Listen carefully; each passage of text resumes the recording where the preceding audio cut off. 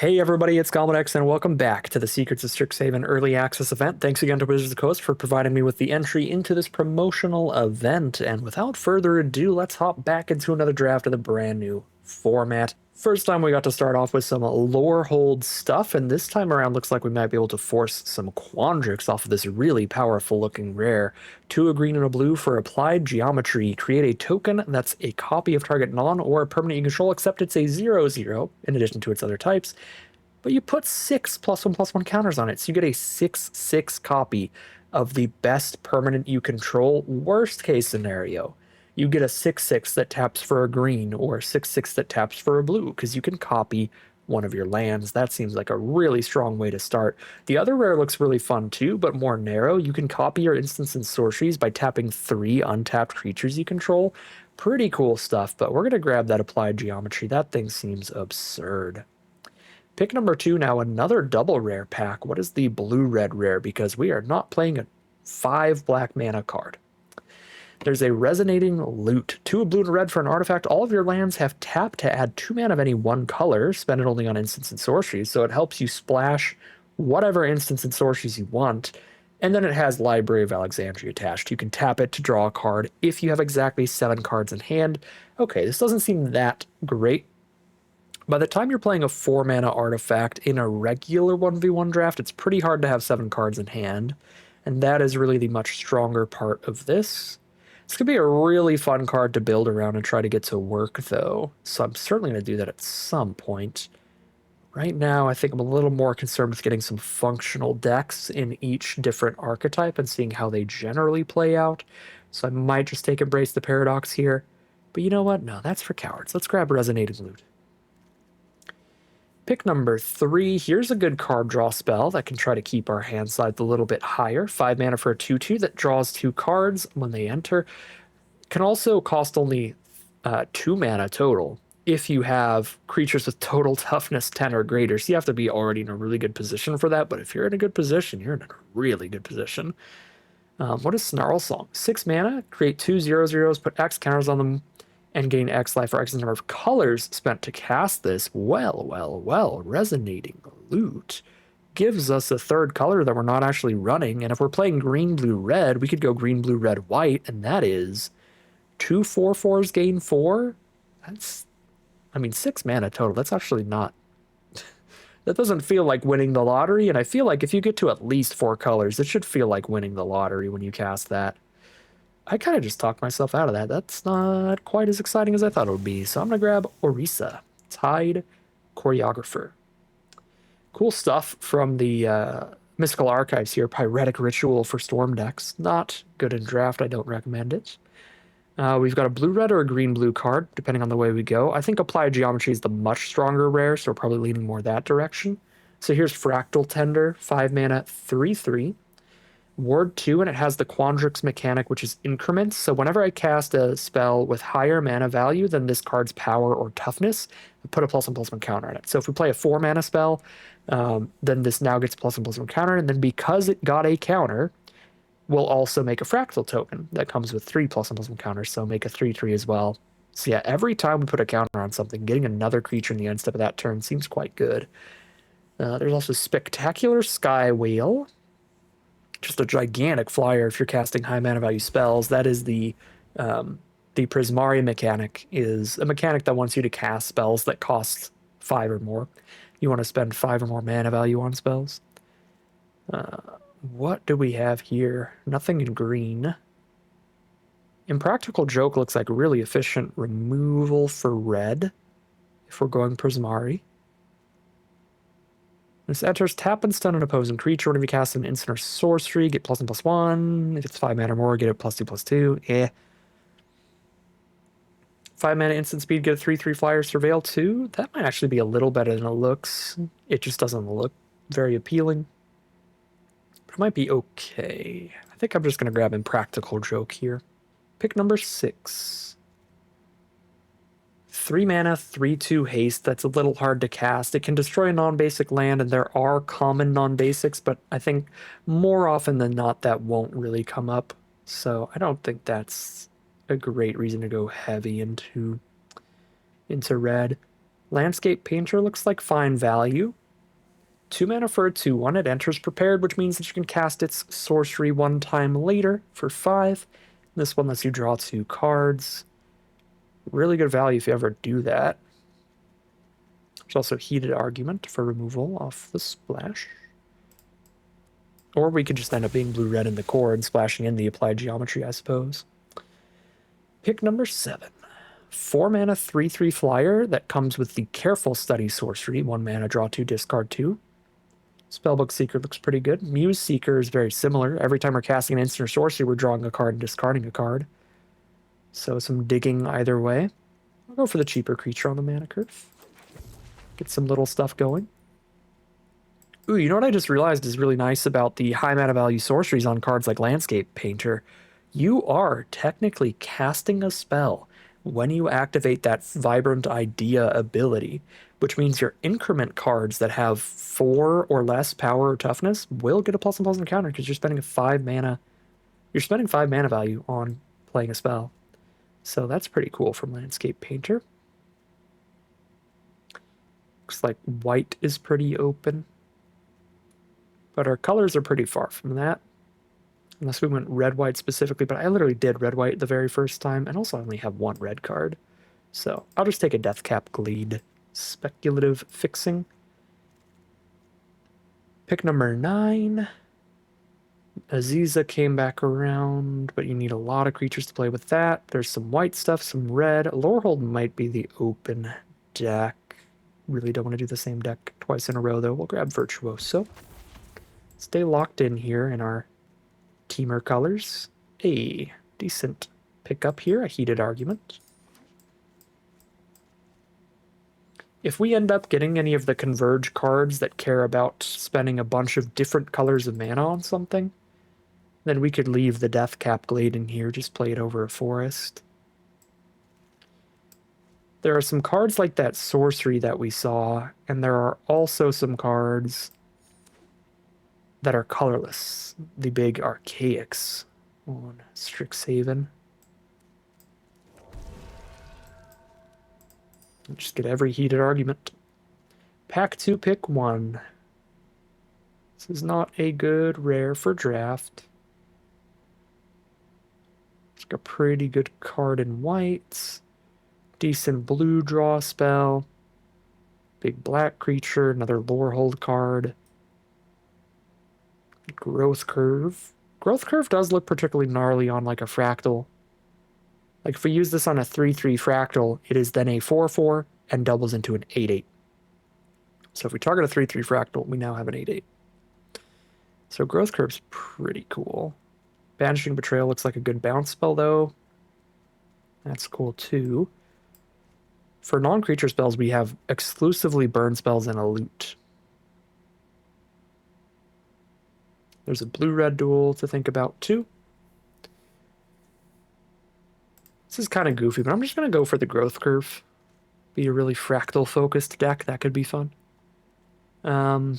Micah, you have to have artifacts to sacrifice to copy your spells. So you need like some kind of weird treasure token production. This doesn't feel like it has a really good home in this draft format because there's not really any kind of artifact token in the set. There's no like blood tokens or lander tokens or mutagen tokens or anything. It's just a few treasure tokens. So I think I would rather just grab a blue-red duel since we are a 3-color mush pile. Most likely. Pick number 3, we do see a green card. Is it good? 3 mana 4/4 Death Touch. And then 5 mana mill 7, put a creature from among them onto the battlefield. Yeah, that's a pretty good card. Mill 7's a lot. If the game goes long, that could be a threateningly large amount of mill, but it's a 3 mana 4/4 Death Touch 2. Yeah, we're gonna take that. Oh, this Campus Composer seems really good too. It's a 4 mana 3/4 Ward 2 and a 5 mana 3/3 Flyer. Just 2 really solidly large creatures off of 1 spell, which is always good. Grab me a Scavenger though. Come on in, Bear Druid. Terramorphic Expanse seems good for this deck. Also a fine counter spell. A fine green fight spell, but we got a lot of red burn filling up that role. Ooh, Berta, Wise Extrapolator. 4 mana for a 1/4 legendary frog druid with increment, so get a +1/+1 counter when you're casting spells. Whenever one or more +1/+1 counters are put on Berta, add a mana of any color. X mana tap, create a fractal, put X counters on it. Yeah, Berta seems awesome. Don't mind if I do. Pick 6. Emil. All of our creatures with increment that have like random counters on them now have trample. All of our fractal tokens have trample and 5 mana tap. Get an XX fractal where X is the number of differently named lands we control. So our coast, our glade. I wouldn't be sitting here on a Terramorphic Expanse, but all of our basics as well will do that. We'll have 3 different colors of basics. We're going to play Forest, Islands, and Mountains. So Emil seems good. Could take a Titan's Grave for just yet another differently named land, and if we get any Converge cards, that's a random black mana for those too. It's between that and Rapturous Moment. Draw 3, discard 2, get some mana. Run behind, bounce something back into the deck. And that's about it. I don't think we're taking Shopkeeper's Bane. I think I'm going to grab the Titan's Grave here. I'm going to go pretty crazy with the lands. Pick 8. Wisdom of Ages. 7 mana, return all instant sorceries from your grave to your hand. You have no maximum hand size. Cute, but probably a bit too much. Quandrix Charm. 2 mana, counterless, they pay 2, or destroy enchantment, or 5/5 trick. That seems flexible enough. Counterless, they pay 2 seems like a solid enough base mode. That adding the flexibility of the other modes makes that quite a solid card. Sudden Betrayal, or another land with a different name that also fixes red. I'll grab that. Here's one of those common Converge cards, just a big beefy creature. Play it with 3 colors and some 5 mana, 5/5 trample reach, perfectly fine. This Visionary's Dance actually looks really good too. Visionary's Dance might be better than Summit.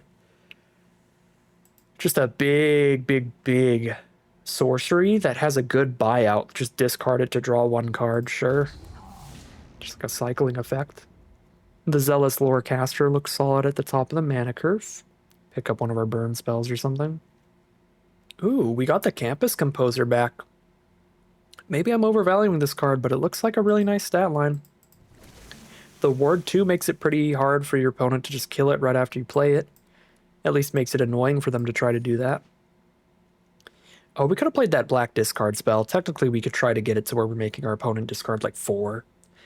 But discard spells that cost like 5 mana, even if they make your opponent discard a lot of cards, can be pretty risky. Because if you're up against like Silver Quill or something, they probably don't even have that many cards left at that point. Okay, I'm going to take the uncommon over the common. I don't even know what it does. Exile a non-land permanent and opponent controls with mana value less than or equal to the number of colors spent to cast this creature. Oh, period. So they can't ever get it back? I mean, even just exiling a token, that seems probably fine. Traumatic Critique. Blue, red, and X. Deal X to any target. Draw 2, discard 1. Yep, looks great. We'll take Traumatic Critique. Lots of cool cards to get back here. Flow State for a really good draw spell. Shared Roots to help with our mana fixing. Some more increment cards like Tester of the Tangential.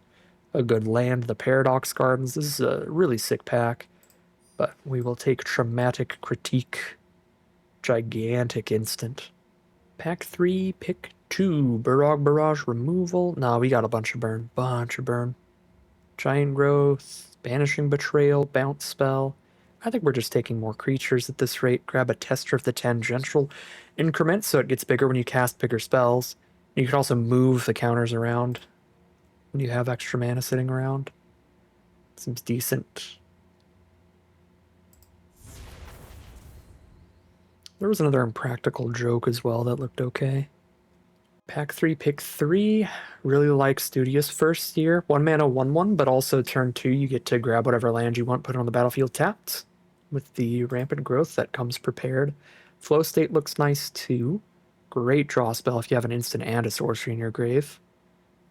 Get to draw 2 out of it. At that point, another Terramorphic Expanse would be good in this deck too, but I'm going to grab a Studious first here. Get some really good mana. Pick 4. 2 mana, 2/2 menace. Whenever you cast an instant or sorcery, put a +1/+1 counter on it. If 5 more mana was spent, add mana equal to this power. Okay. I'm sorry. 2 mana, 2/2 menace that gets bigger every time I cast any instant or sorcery. That's already very good. So I like that a lot. This pack is really good. There's Visionary's Dance as well, which is the double flyer thing, or just a draw spell early. Artistic Process, deal 6 to a creature, or 2 to all of your opponent's creatures, or get a 3/3 flyer. Very flexible. The Tackle for a big fight spell is a really sick pack. I'm going to grab the Maestro, though. Pick 5. Paradox Surveyor should be easy enough to cast, because red is the splash. We're splashing in a bunch of burn spells and a Maestro. This draws a land out of our top 5, or an X mana value spell. Which we do have a Traumatic Critique, so we have one of those, but this is probably 3 mana, 3/3 reach, draw land when we play it, which is a good card. Very good card. Pick number 6. This is like a Witherbloom only card, sadly. Whenever you gain life, you put a counter on this. Once you've triggered it 5 or more times, all of your creatures get +3/+3, so it's really gnarly once it's active, but this deck can't really activate it, so I will take a Noxious Newt. I mean, I could try to take Choreographed Sparks because it could be funny with exactly Traumatic Critique, but again, those cards have just really burnt me in the past with how narrow they are.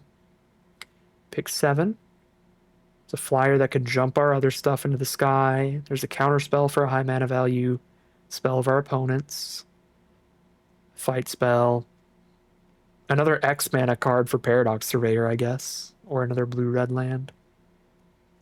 I'm going to just get another blue-red land. I've got 23 non-land cards now, so whenever I have an opportunity to get great fixing, I will take that. And grab a couple more playables later. Draw 2, tap 2 creatures, stun them both. That's so much mana at 6, but that might be worth it. I mean, Run Behind is definitely worth it, right? Put a creature on top or bottom of the library for 4 is always good. You can do it for 3 sometimes. Here's a gigantic Visionary's Dance. This seems really good at triggering all of our increment nonsense by just being a 7 mana spell, and when we don't have the mana for it, we can cash ourselves out and just draw 1 with the 2 mana ability. So I enjoy that. Now we'll get a Banishing Betrayal or a Barrage. Go for the Betrayal and stick to all the red burn.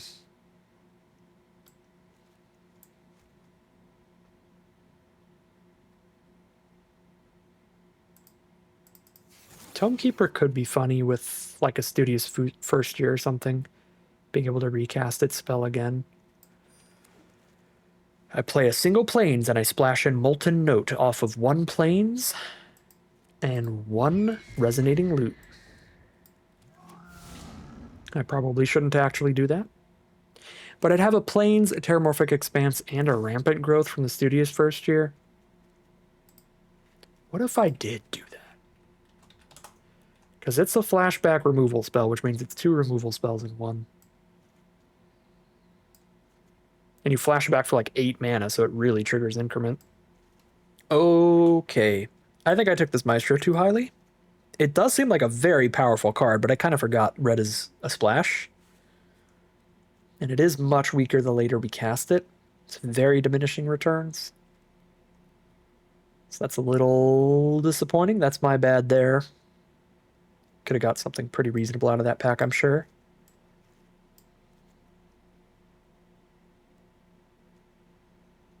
We'll play this Archaic with all 5 colors, play a Plains, play the Molten Note. We'll just go a little crazy on this one and just see how well it works out here.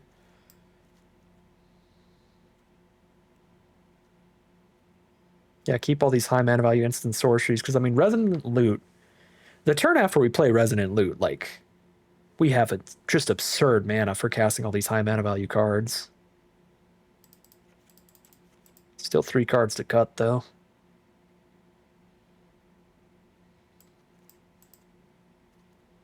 One.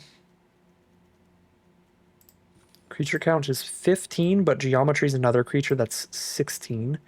Visionary's Dance is a creature that's 17. I think I can cut 2 creatures here.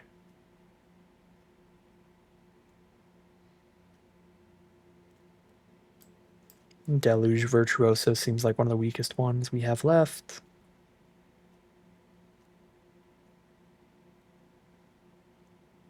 My mana curve's going to be utterly nonsense for this, but I kind of want to drop another 2 mana card. Landscape Painter. Just very top-heavy deck here.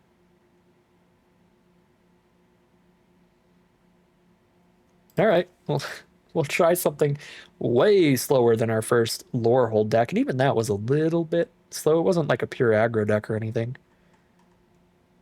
This is cool, though. This is going to be doing some nonsense. Let's make sure the mana is as good as it can be. We have 12 green cards, 9 red, 9 green. Or, sorry, 12 blue cards, 9 red, 9 green. I don't know if I said that right. 1, 2, 3, 4, 5, 6, 7 blue. 1, 2, 3, 4, 5, 6, 7 green. And 1, 2, 3, 4, 5, 6, 7 red. Okay, I think all of our red is later because it's all burn spells and high mana value stuff. So I think I can cut a couple of those to get another blue and a green. I have to play that 1 plains if I'm keeping Molten Note in. 5, 6, 7, 8 green. So 8 green, 8 blue, a chunk of red, and then a tiny, tiny bit of white. I think that'll have to work. We'll call it a deck here, hop in the gameplay, see how far this one can take us. All right, here we are for game 1. The opening hand has no forests, but it's simple. We draw the forest, and then we win, right? We are on the draw, which means we're destined to draw the forest. Visionary's Dance is actually a really good draw here. Look at the top 2, put 1 into our hand and the other into the graveyard, so it digs us 2 cards closer to the green source, and if it's not in the top 2, then we're still that much closer because we milled those cards. I think I'm supposed to Visionary's Dance, which is an instant speed ability too. Wow. Impractical Joke is not an instance. If I want to kill Mascot, I just do it now. They're probably the aggressor here, and that is going to get bigger. But if I don't get a green source right now, then I have to skip out on my 3 drops next turn, so let's focus on that. Pursue the Past. Well, that is a breath of fresh air. I'm very happy to see them just play a draw spell instead of curving out into another creature, because then we'd be in a lot of danger here. All right. Visionary's Dance does not find a green source. Can get a Traumatic Critique for later or Risa for later. They're both really, really excellent. I'll grab their Critique. We draw the one of planes. Okay, that is a little awkward. Let's joke around. Save Critique for the next card.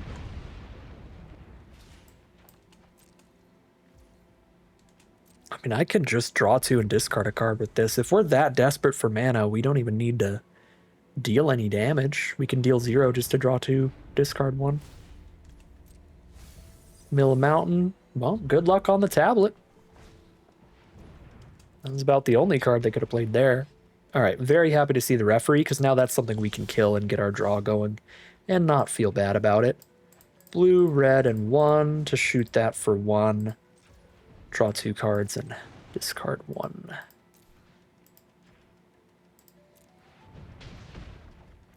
These are still not green sources. Good lord. Probably discard the Mana Dork at this point. The first green card we're going to play is the Paradox Surveyor, looking for a second green land. So we're not really going to be casting a mana creature.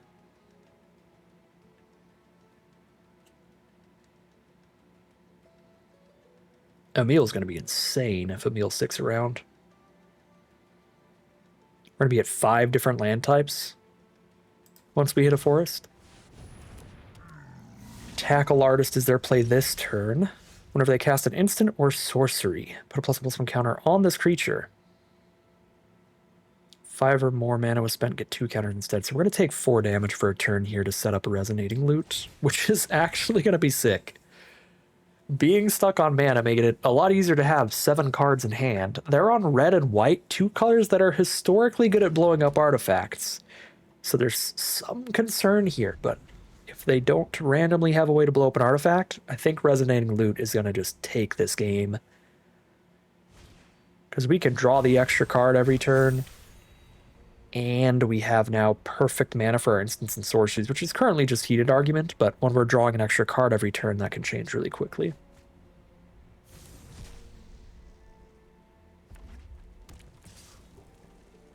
Take that 5 damage to the face, we're down to 13. And they don't blow up the Resonating Loot. Guess who's got Library of Alexandria? You thought I was done with Library because we're done with Cube? Nope, here I am, and it drew me my green source. If I cast this and do nothing else, no counters were put on a creature and we don't get a fractal. What if I play Berta with nothing else? Doesn't really do anything by herself yet.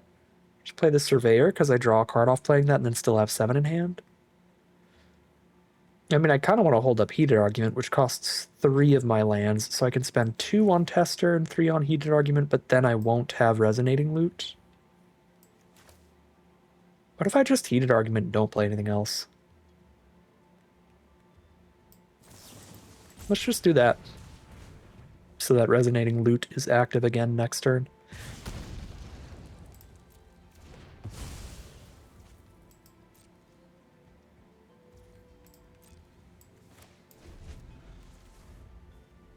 We're just playing Library of Alexandria. We cast 1 spell a turn, we draw an extra card each turn. Any turn that we don't play a land, I can double spell. Okay, well, one card this turn, because we have a land. Oh, if one of those cards is a Vastland Scavenger, I can just immediately do that. But then I have to be worried about milling out because I'm activating Library every turn too.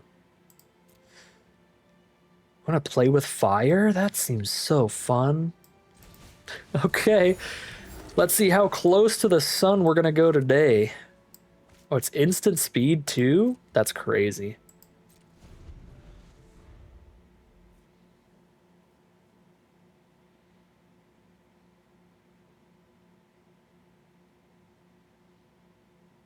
Hopefully we're not just repeating the Tale of Icarus here. What do we get, 13 cards left? Or then I'm still, my greedy self is going to just keep drawing extra cards every turn still. Dual Tactics. It can't block this turn. Yep. That's not good. I don't even think I have something big enough to block this, but we'll find out.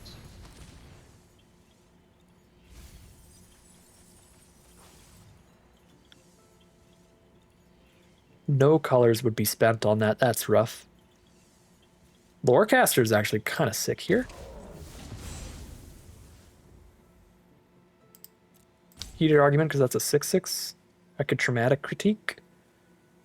If I want to draw 2, discard 1. That would cost me 8 mana though instead of just 5. Because I'm just going to use it to kill that either way. I think it's better to just take Heated Argument.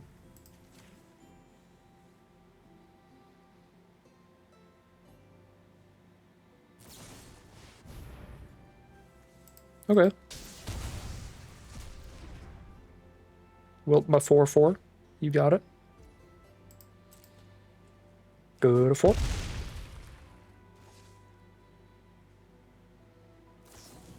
Upgrade the loot. No. How could you do this to me? Monster.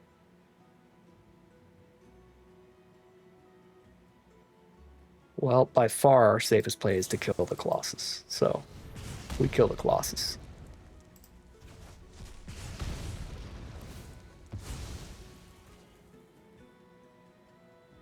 They draw at least 1 card here. Do I play around a 4-power haster? Maybe, I'm not doing it.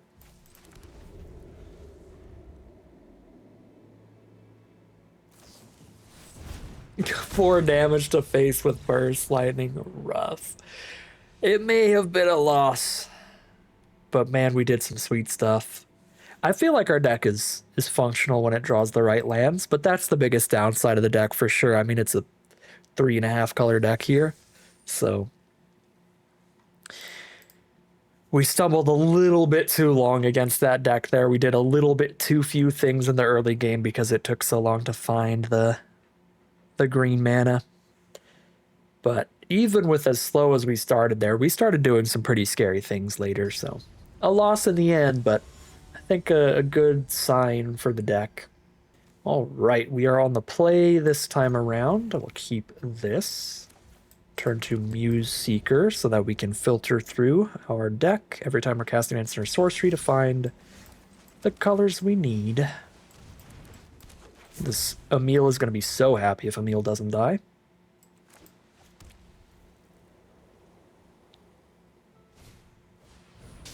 That's one removal spell down that doesn't hit Emil. Let's see.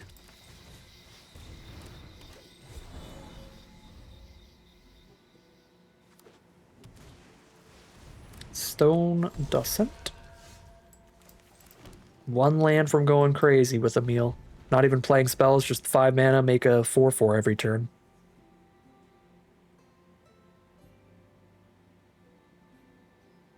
Don't do it. Don't have the second removal spell. Please. Ayo, you're not a removal spell. You are a very well statted creature, though. 4/4 trample lifelink.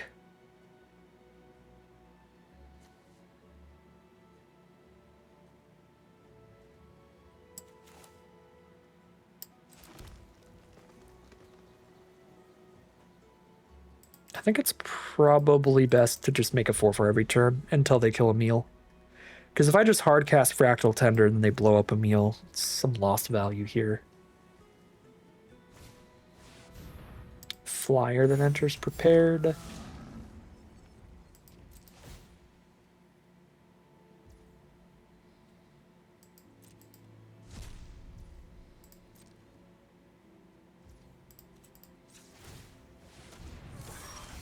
Go, Emil, go. Ooh, applied geometry. Non-aura permanent you control. Interesting.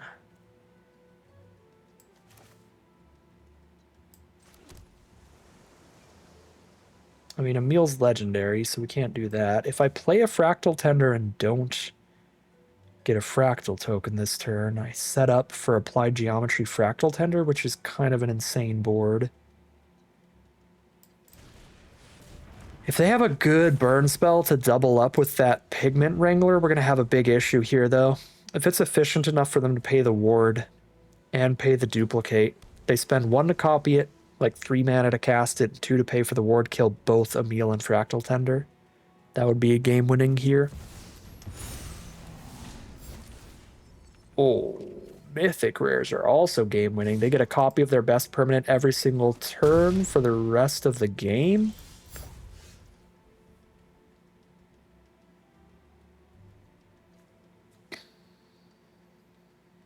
Well, here's a reach creature to chump 1 time. I do not think I can possibly beat this spell, though, just in general. This is probably one of the biggest bombs in the set. Paradigm means just recast it every turn for free now. We've got our own big stuff going on with applied geometry, but it just doesn't block the flying. That's going to keep getting duplicated.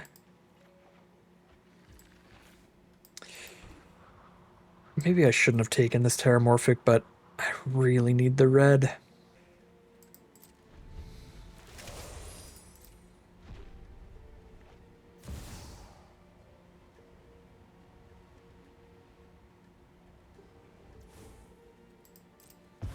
Oh, copy the ground creature. That is surprising.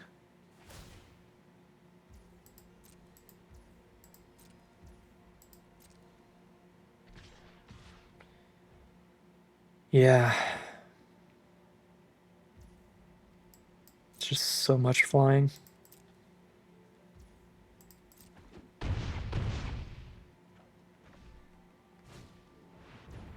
Another flyer.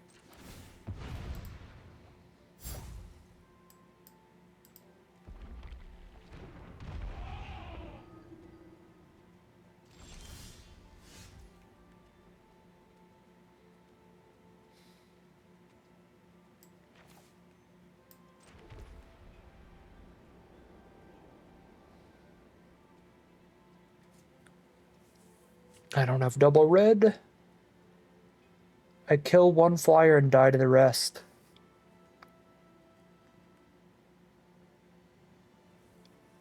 I guess I can copy Surveyor.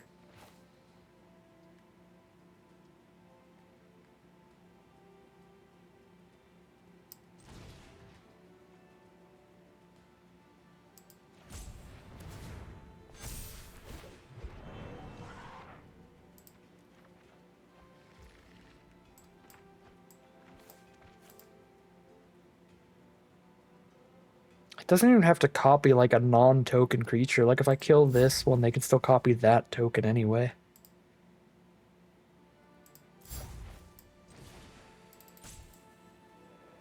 Four damage. Shoot that.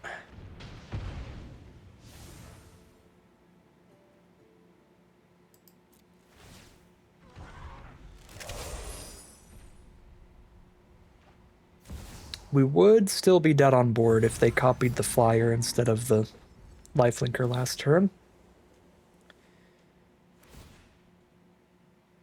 Now they need another removal spell to kill us right now. They are 1 mana away from flashing back their removal spell.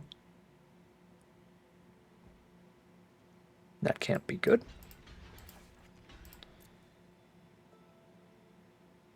Very suspicious attack. Maybe it is secretly good. Turn on the permanent 3 less for engravers to the battlefield. And then draw a card. Okay. Well, I have a 6/6 reach. And I can kill one flyer.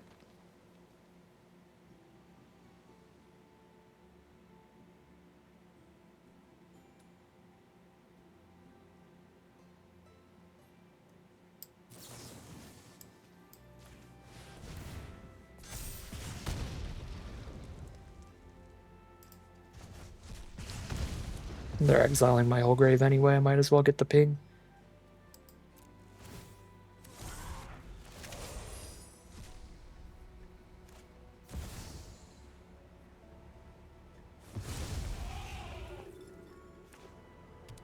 Alright, well. They did hit the land for the removal on the reach. It does look like that attack last turn was just a punt, but it does not matter in the slightest.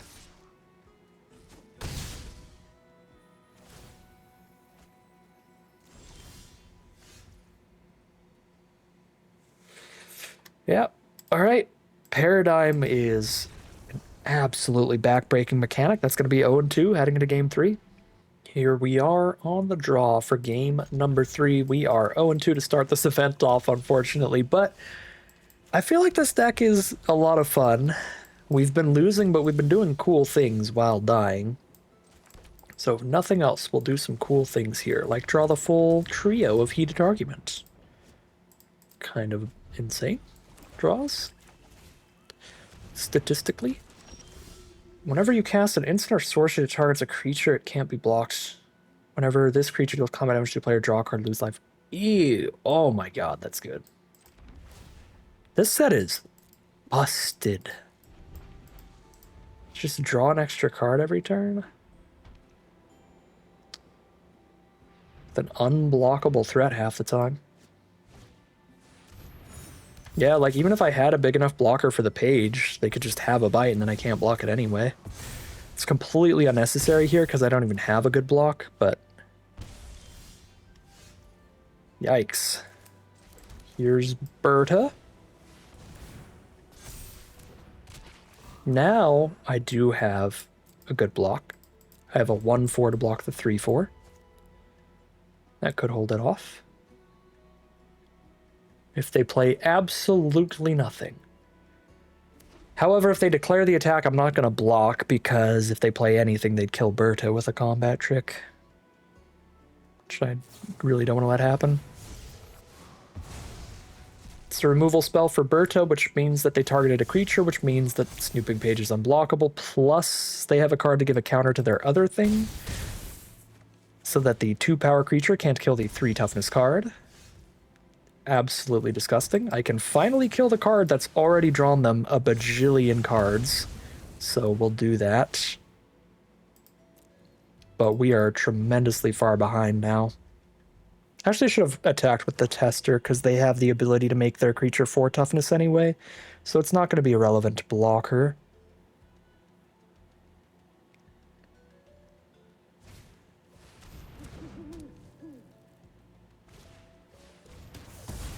Very efficient removal, clears out the blocker anyway. Go to 6. It's a lore caster.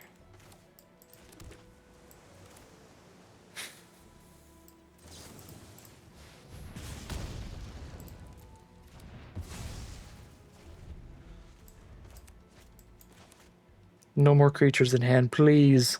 Only combat tricks. No, that's 2 more creatures. That's a creature that returns a creature from grave. We're so dead.